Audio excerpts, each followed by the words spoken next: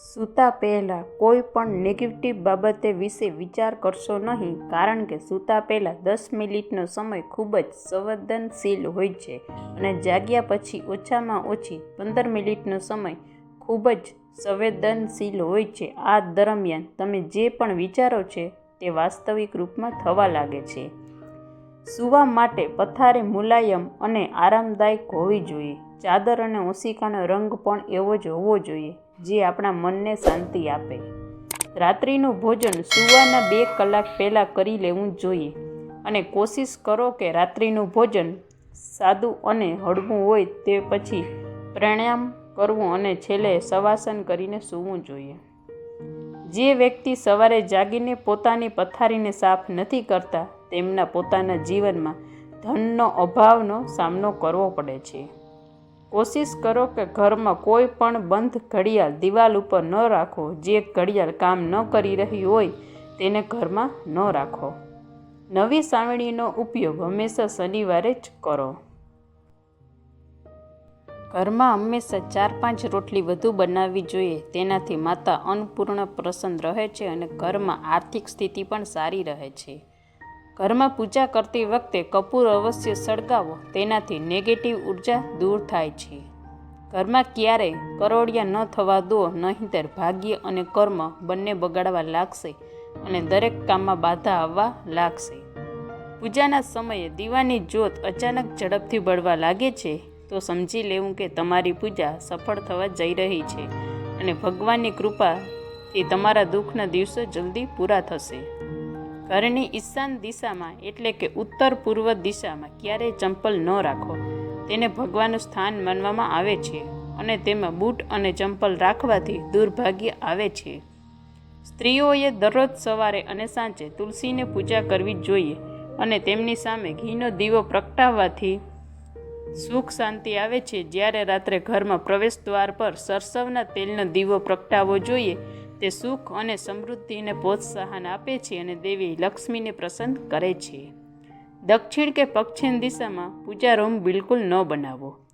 વાસ્તુશાસ્ત્ર અનુસાર સ્વસ્થ જીવન અને લાંબા આયુષ્ય માટે તમારે હંમેશા દક્ષિણ દિશા તરફ માથું અને ઉત્તર દિશા તરફ પગ રાખીને સૂવું જોઈએ.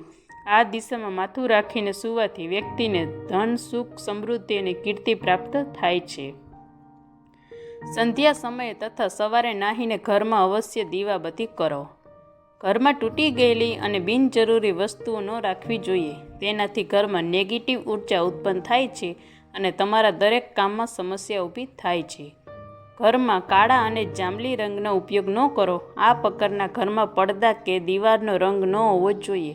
આ વાસ્તુ દોષ ઉત્પન્ન કરે છે. ઘરના વડીલોને કોઈ પણ ફોટો ક્યારેય પણ પૂજા રૂમમાં ન રાખવો જોઈએ. તેમના ફોટા તમે દક્ષિણ દિશામાં લગાવો. જો તમે તૂટી ગયેલા સામાન ઉપયોગ કરો છો તો તેનાથી તમારા જીવનમાં ધન સંબંધિત સમસ્યા ઉત્પન્ન થાય છે. ઘણા લોકોને આદત હોય છે કે તોય સાંજના સમયે સૂવે છે, પરંતુ આ સમયે સૂવું ઉચિત માનવામાં આવતું નથી. તેનાથી માતા લક્ષ્મી તમારાથી નારાજ થઈ જાય છે. તમારે તમારા ઘરમાં કચરો ન રાખવો જોઈએ. ઘણા લોકો તેમના દાંતથી નખ અને કાપે છે, પરંતુ તેનાથી માતા લક્ષ્મી નારાજ થઈ જાય છે અને તમારા ઘરમાં દુઃખ અને દીનદ્રતા આવે છે. જે વ્યક્તિ 40 દિવસથી વધુ પોતાના વાળ રાખે છે તેમના પર માતા લક્ષ્મી નારાજ થાય છે. એટલા માટે તમારે 40 દિવસ પહેલાં તમારા વાળ કાપી લેવા જોઈએ.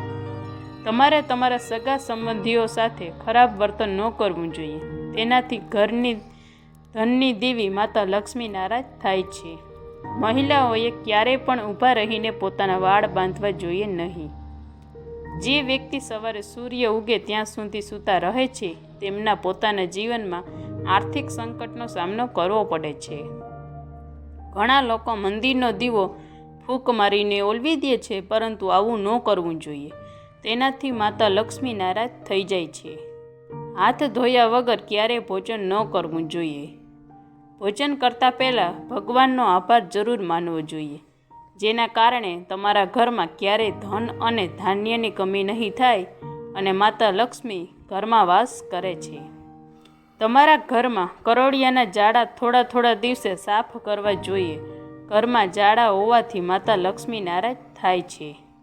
ભોજન કર્યા પછી ક્યારેય પણ થાળીમાં હાથ ન ધોવા જોઈએ. રાતના સમયે રસોડામાં ક્યારેય પણ એઠા વાસણ ન રાખવા જોઈએ. જો તમે કોઈ કારણસર રાતે એઠા વાસણ નથી ધોઈ શકતા તો તેને રસોડામાં ન રાખો, બહાર રાખવા જોઈએ.